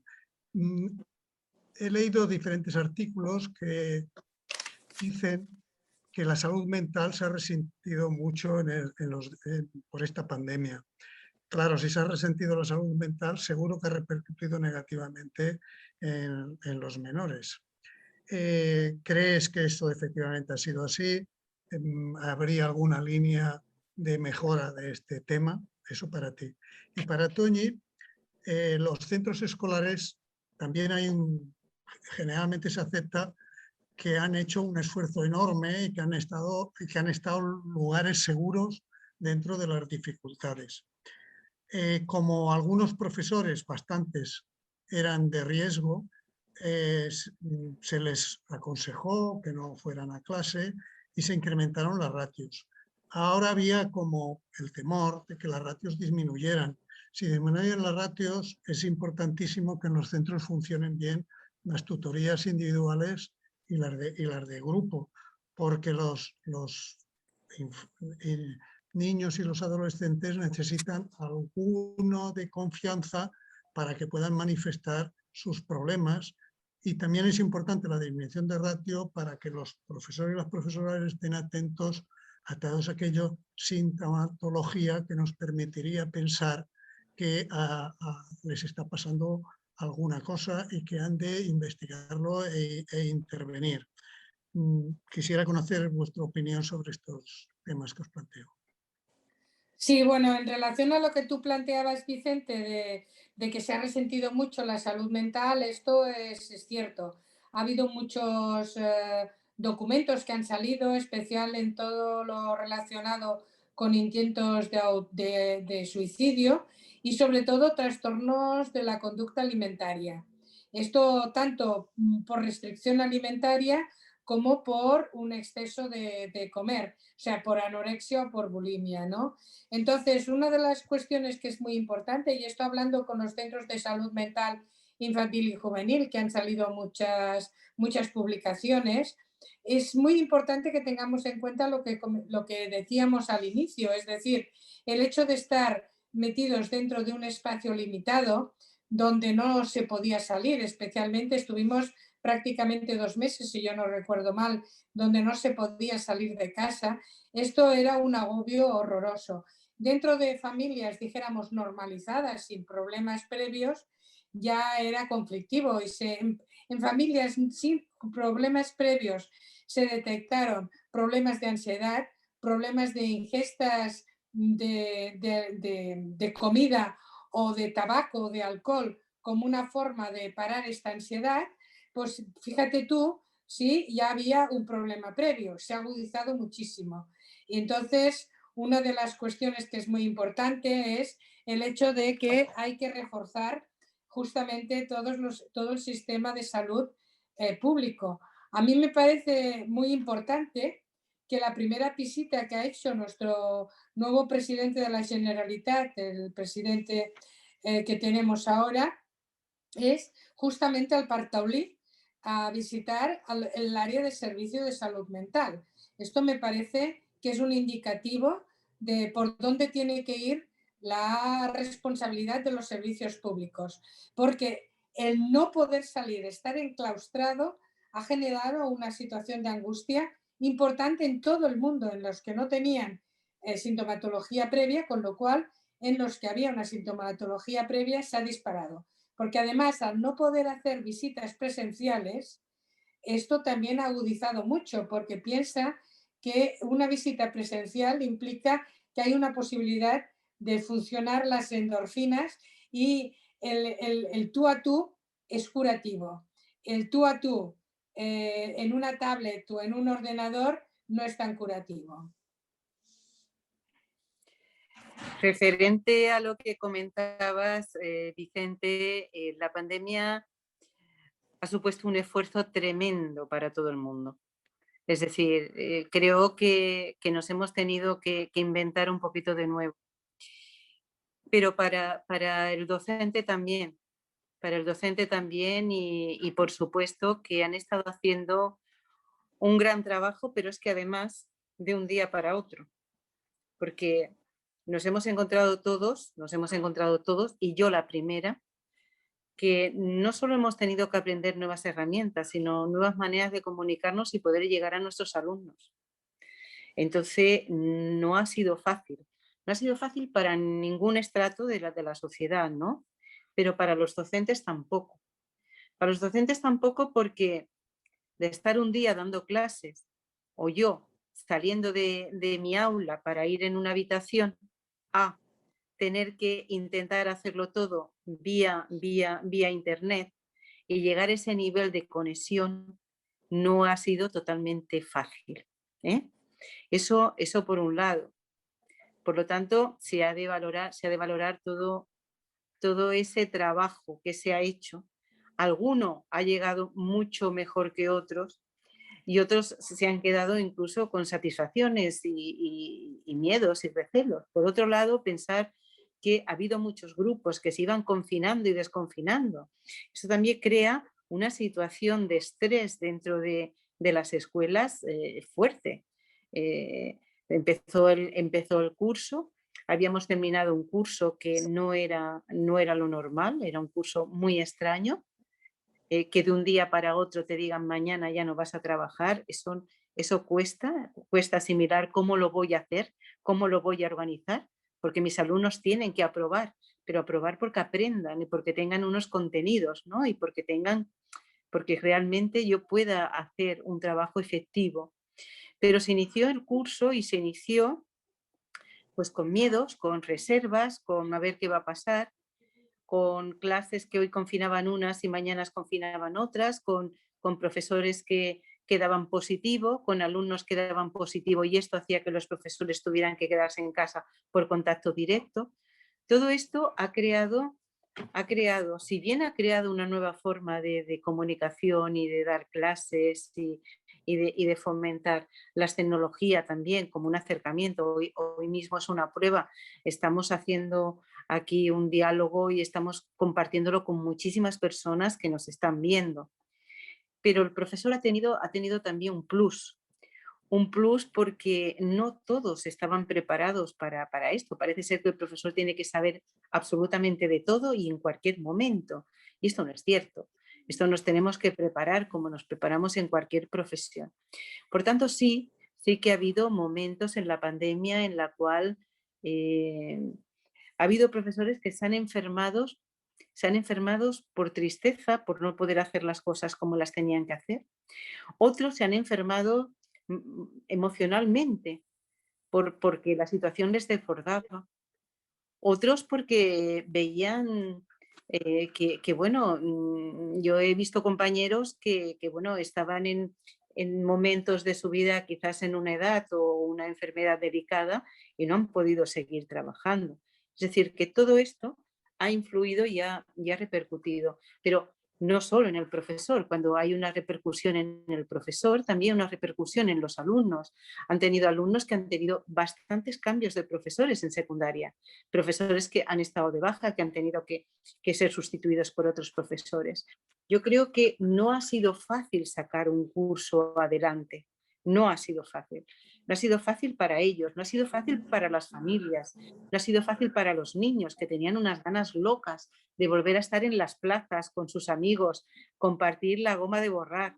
Es decir, creo que no ha sido fácil para nadie esta situación y desde luego para lo que es el mundo educativo docente, fuera de lo que es la familia, centrado en los centros educativos, ha tenido hándicaps verdaderamente importantes. Yo creo que ha sido una fuerza de resistencia, ¿no? Lo que ha pasado.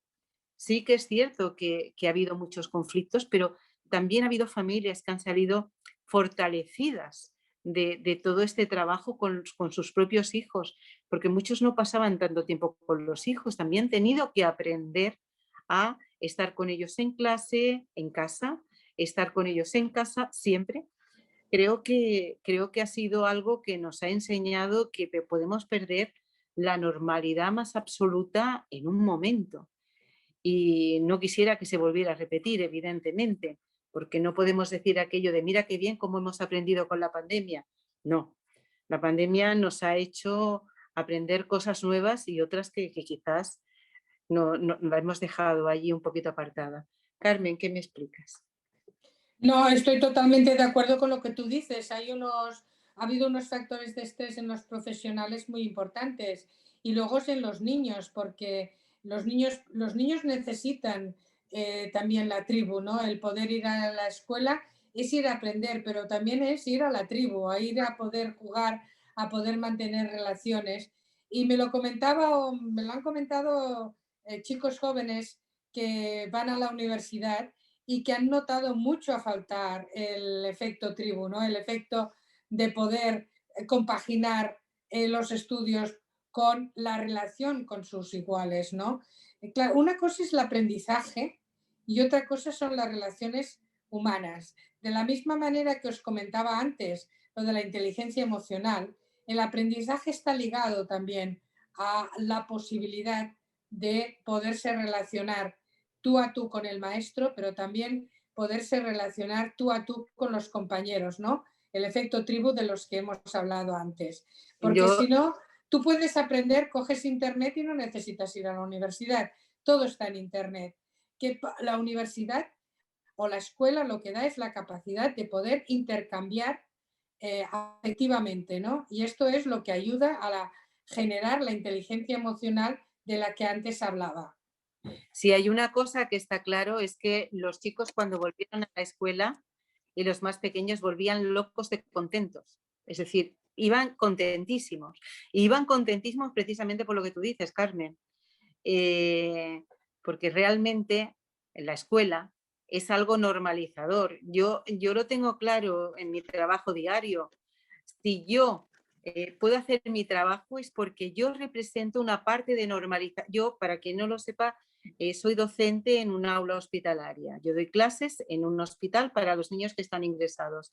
Entonces, cuando yo llego con mi bata, que es la misma de toda pediatría, pero yo me presento como la maestra, como la profesora, como tal, de pronto hacen así como diciendo aquí también, pero de seguida me asocian a mí, a la figura, ¿no? No a mí como persona, sino a la figura, con aquello que le transmite normalidad, que es lo que ellos buscan. Entonces, la pandemia, el hecho de que no tuvieran esos compañeros, privaban de esa normalidad a los niños. En el momento que empezaron a ir al colegio se sentían mucho más contentos, muchísimo mejor, creo que todos. Es decir, porque realmente era lo conocido, lo cotidiano, lo que ellos tenían de la mano, ¿no? Y eran evidentemente muchísimo más feliz. Un ordenador te pueden enseñar mucho. Antes decía, no sé si os recordáis al principio, que la educación, que todo el proceso educativo es más que el aprendizaje cognitivo, porque hay todo un aprendizaje emotivo, hay un aprendizaje emocional, hay todo un aprendizaje humano.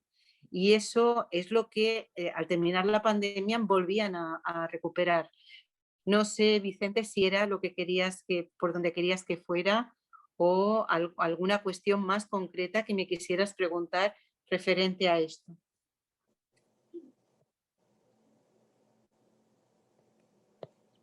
Ahora, no, muchas gracias por vuestros comentarios. Era lo que pensaba que era interesante añadir a las cosas que estabais vosotras ya explicando en vuestras charlas. No, muy bien, gracias. A mí me gustaría puntualizar 3 cosas, porque me parece que si hablamos de pandemia y hablamos de estrés y de las consecuencias del estrés, a mí me parece que la orientación hacia el buen trato, en los casos como es el de pandemia, donde hemos estado metidos dentro de un tubo, para decirlo de alguna forma, es de que nos tenemos que dar espacios para poder pensar conjuntamente. Es decir, la familia tiene que poder pensar conjuntamente.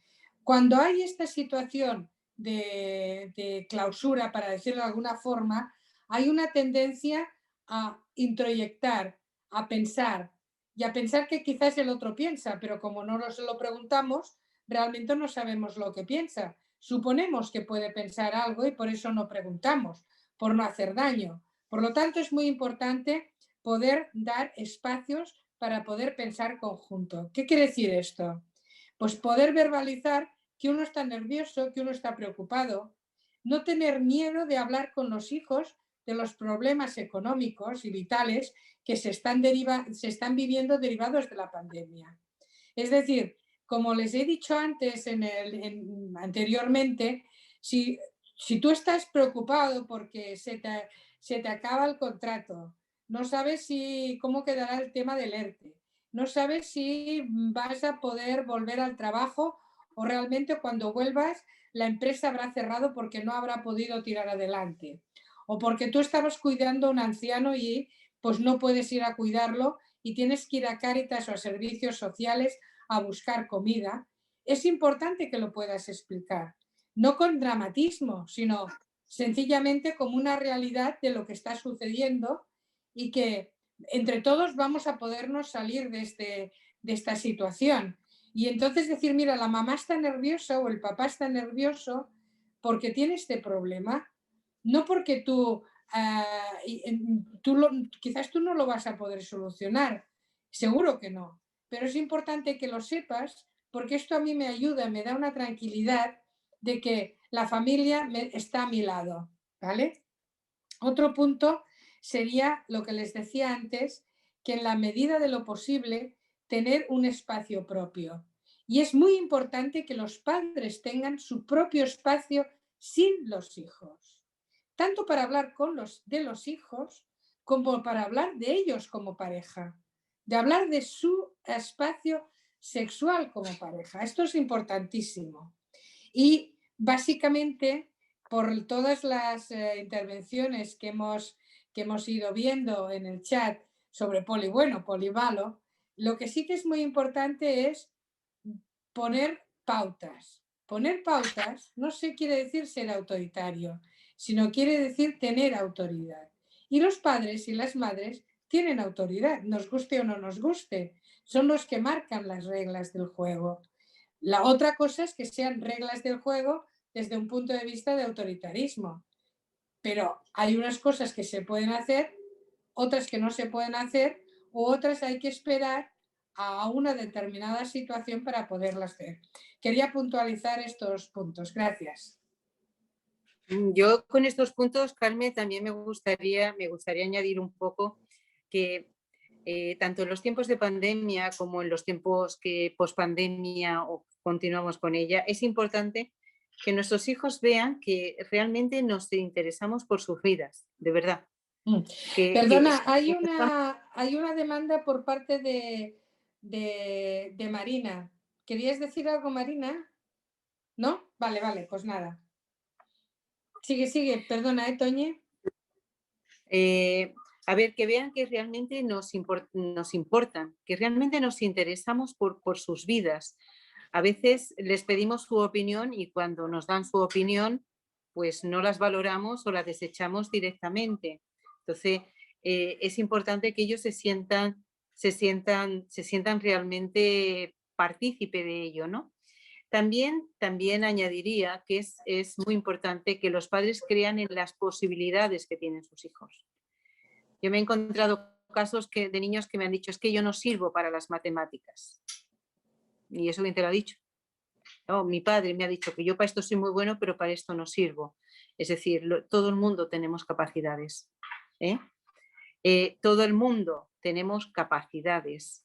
Y es muy importante que las personas de nuestro vínculo, nuestros padres, crean en nosotros.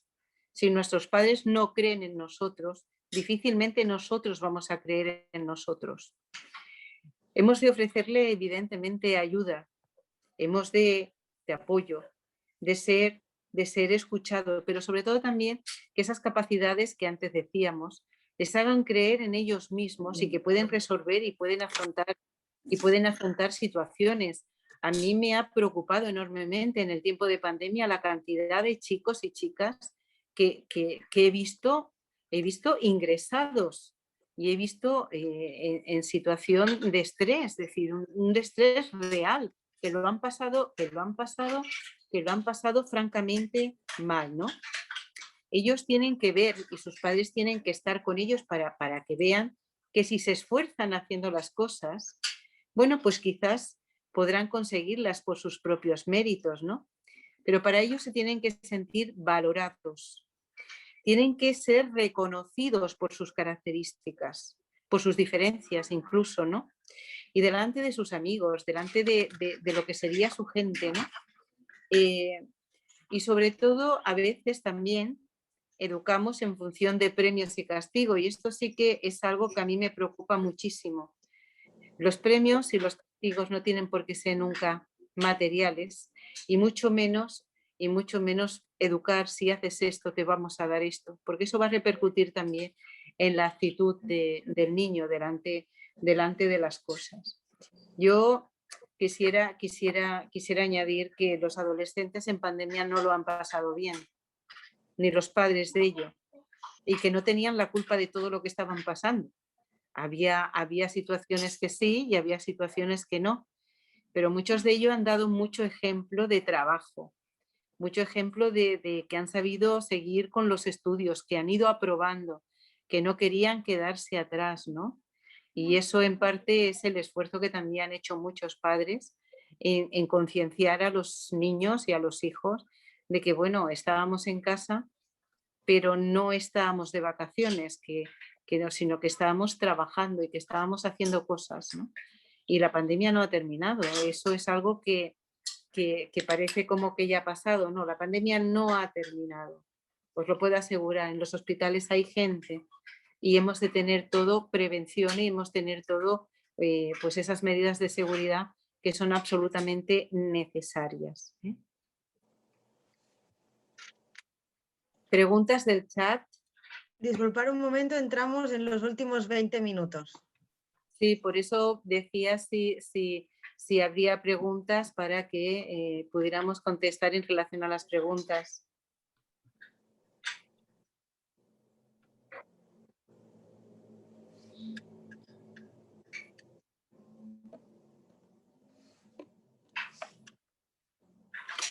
Mirar, una de las cosas que intentamos también trabajar, tanto Carmen como yo, es que aparte de lo que sería las partes teóricas y las vivencias de chicos y chicas, no lo creeréis, pero yo aquí tengo personas que están escuchando y están jugando con sus materiales y querían que estuvieran hoy aquí, ¿no? Como por ejemplo Arianna, ¿no? Otra de las partes que queremos también muy importante son los cuentos, que también los vamos introduciendo siempre. Toñi, perdona, hay una pregunta por parte de Rocío que dice: no educar en premios y castigos, estoy de acuerdo. ¿De qué manera se les puede motivar? ¿Qué herramientas nos podéis dar? Gracias. ¿Qué te parece, Toñi? Me parece genial la pregunta. Mirad, lo primero que tenemos que hacer es evitar el premio y el castigo como consecuencia de algo. Si estudias, tendrás algo. Si apruebas, tendrás algo. Es decir, la consecuencia de que yo tenga un buen comportamiento es una play. Ese es el mayor error que podemos cometer. Los chicos cada vez irán pidiendo más cosas y creerán que hacen para obtener y que la vida es así. Y la vida no es así. Entonces, ¿qué es lo que debemos hacer? En primer lugar, vuelvo a retroceder, hacerles entender que las cosas que hacen son por algo, que sirven para algo, verles ver el significado de las cosas y el que nosotros trabajamos para tener, pues bueno, pues trabajamos en casa, trabajamos tal, ellos tienen que estudiar o tienen que tener un buen comportamiento.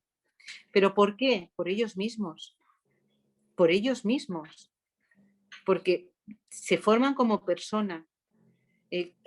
Un regalo puede ser un abrazo, un regalo puede decir qué contenta estoy, un regalo puede decir estoy súper contenta de lo bien que lo haces. Eso es un regalo.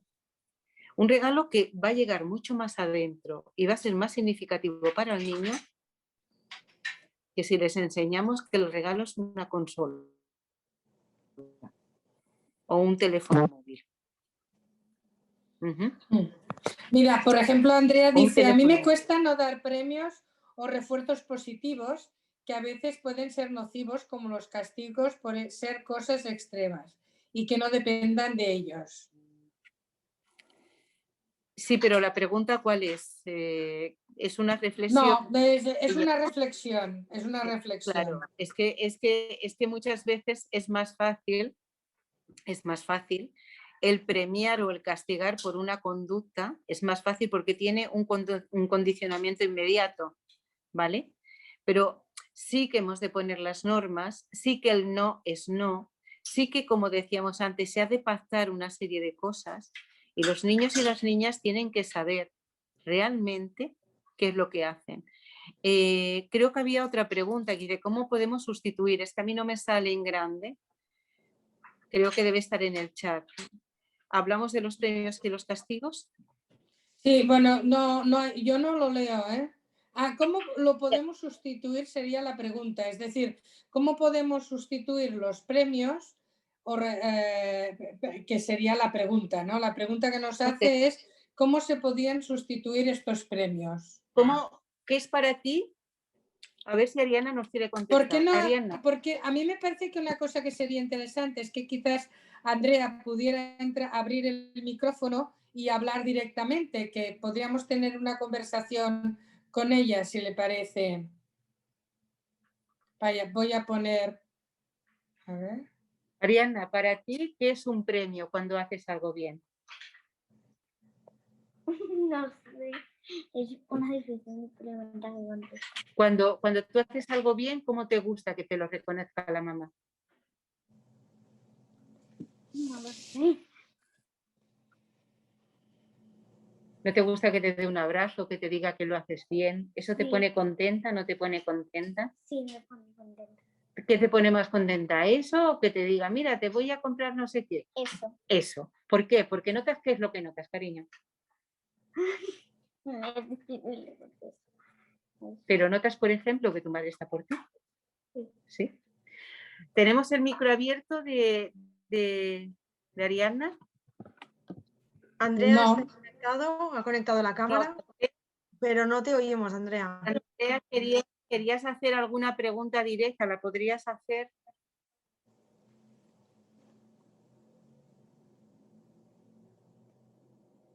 Yo diría que cualquiera persona que está ahora ya en el diálogo que quiera hacer alguna pregunta, alguna reflexión, pudiera hacerla. Andrea dice que no sabe cómo Dice que no activarlo. sabe cómo activarlo. Sencillamente cuando veas al micro, cliqueas sobre el micro y lo activarás. Es abajo de la pantalla a mano izquierda.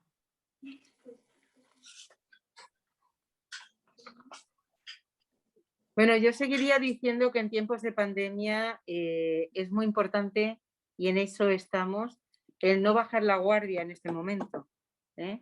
Creo que ahora ya casi todas las clases son virtuales, pero que sí le tenemos que recordar a nuestros hijos y a nuestras hijas que no nos debemos de quitar la mascarilla, que tenemos que guardar las medidas de seguridad, que nos tenemos que lavar las manos, que todas las recomendaciones que nos están haciendo es súper importante que se responsabilicen, que tengan ese nivel de responsabilidad, que vean que nosotros lo hacemos.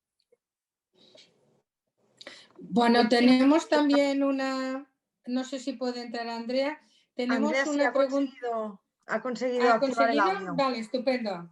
Bien. Andrea, ¿Andrea?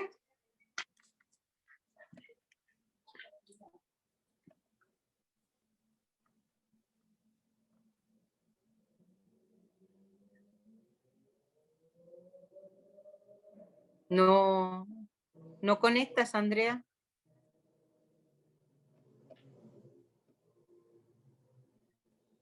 Mira, os paso de momento una pregunta de Gerard que dice, yo soy educador social, creo que los niños demandan tiempo con ellos, más que cosas físicas demandan el utilizar el tiempo con los padres. Entiendo que eso conlleva la parentalidad positiva. Pues totalmente de acuerdo, es un problema de tiempo, no de dar cosas. Y a ver, yo pienso que hay una cuestión que es importante. Ahora hemos tenido todo el tiempo del mundo, pero cuando trabajamos a veces no tenemos tanto tiempo, con lo cual lo que sí que es importante es buscar espacios donde podamos dedicar a tener tiempo para gastarlo con nuestros hijos y con nuestra pareja. Yo digo siempre que, por ejemplo, los fines de semana es muy importante desayunar juntos y hacer una actividad juntos, comer juntos, porque el espacio de la comida es un espacio social que permite el intercambio afectivo más allá de la nutrición. Con lo cual estoy totalmente de acuerdo con lo que dice Gerard, ¿no? Pero tiempo también para los papás. Es decir, los papás también necesitan su espacio de tiempo, porque eso nos va a asegurar que después ese tiempo, aunque sea un tiempo lúdico para ellos, va a ser también un tiempo que va a repercutir positivamente en los hijos. Si los padres están a gusto juntos, eso se contagia con los hijos. Eso es importantísimo. La cuestión de tiempo siempre es cómo lo gestionamos y en qué lo gestionamos.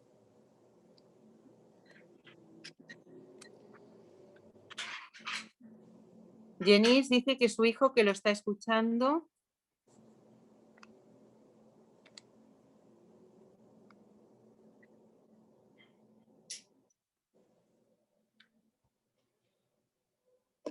Preguntas del chat, sisplau. Perdón, por favor.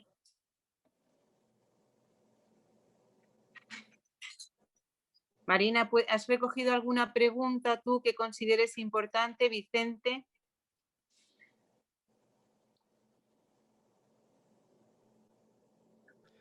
No, lo que empezabas a leer, Toñi, que es muy interesante, dice: mi hijo que está escuchando conmigo afirma que el tiempo, los gestos y las palabras son más importantes que cualquier otra cosa.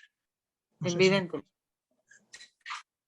Y lo que dice Merced, Merced también me parece muy importante, que dice: tendríamos que enseñar a valorar más la satisfacción personal por los logros conseguidos.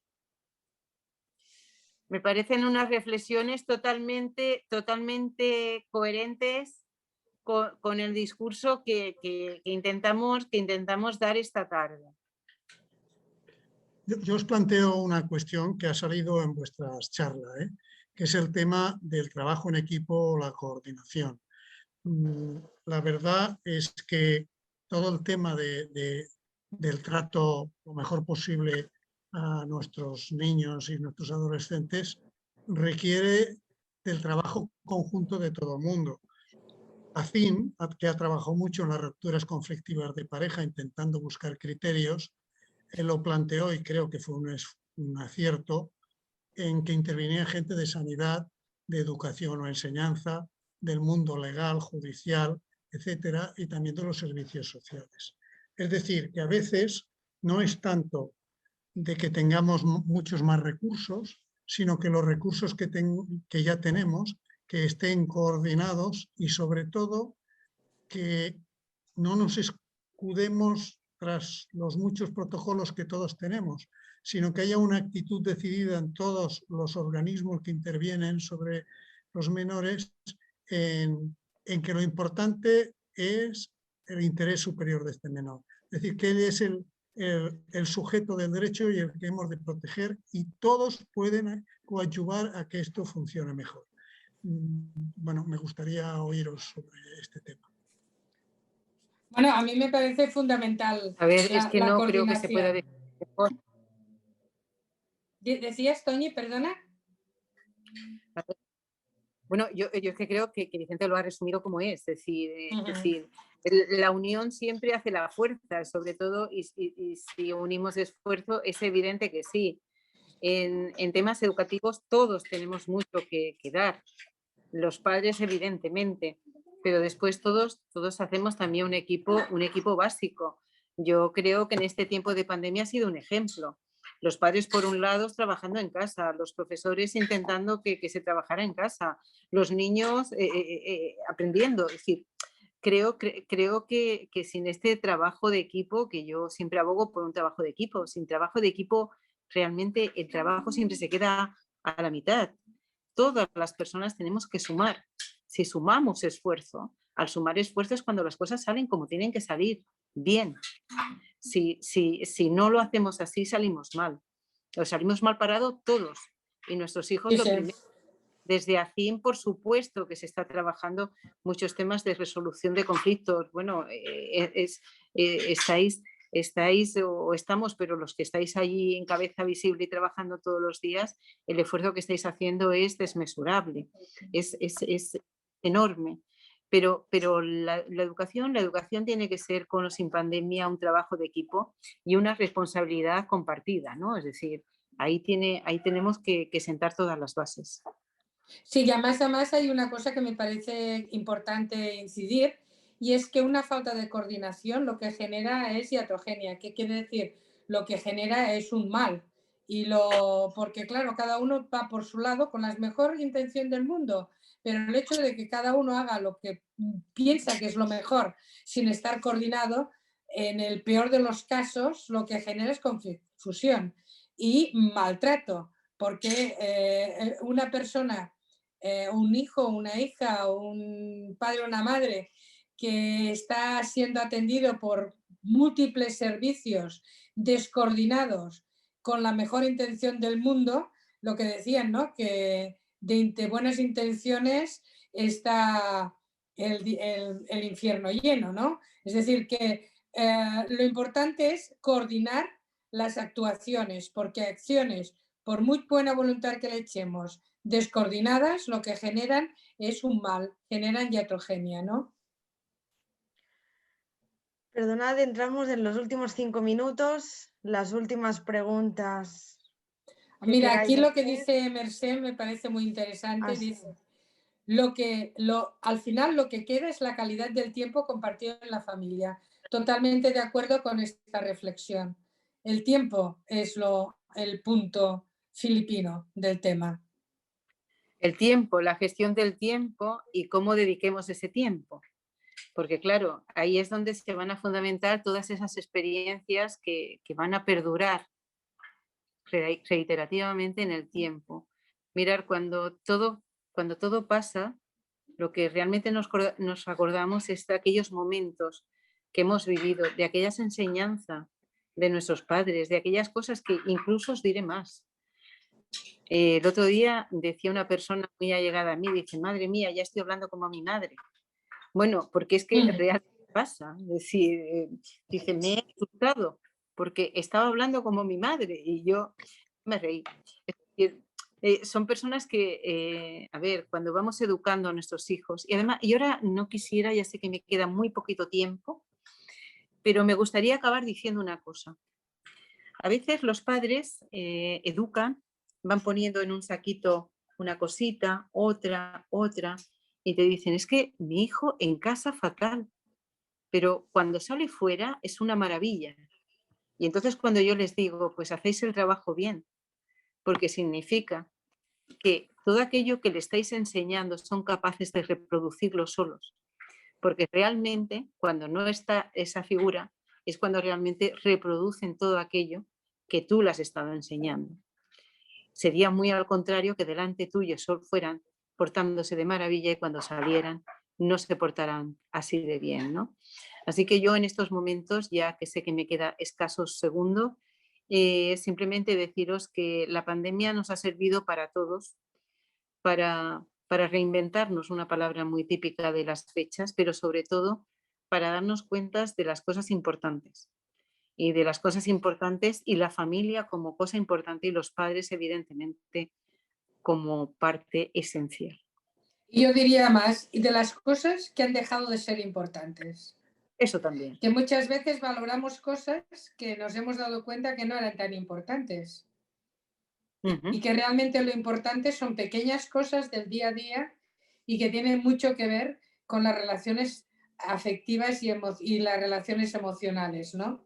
Y sobre todo la posibilidad de poder abrazar, que nos ha estado prohibido y nos sigue estando prohibido, ¿no? Pues yo por mi parte me quedaría con esa frase, ¿no? Carmen, que acabas de decir, el abrazar.